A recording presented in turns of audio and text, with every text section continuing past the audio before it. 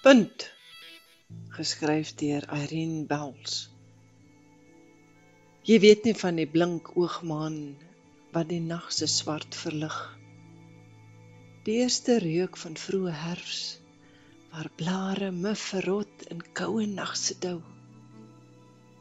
Jy weet nie van my hart se seer om jou so te sien ly, 'n hart so mooi soos joune in bose kringloop ingetrek. Gedagtestryd woed kolkend, as storm dreig en aanval, jou menswees weggegooi. Nou hoor ek net jou wanhoopskreet in punte uitgepers. Punt, punt, punt.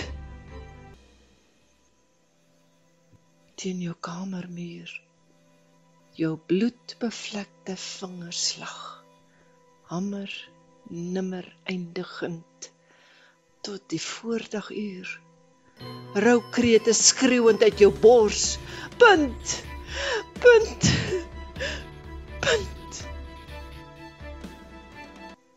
In die nag se bitteruur, sonder ophou in jou bloed, ets jou vinger met elke slag rooi trane teen die muur.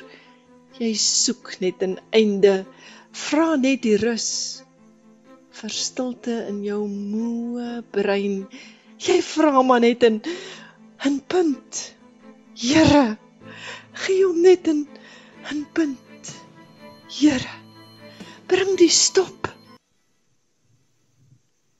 Gelees deur Margaret Bennett.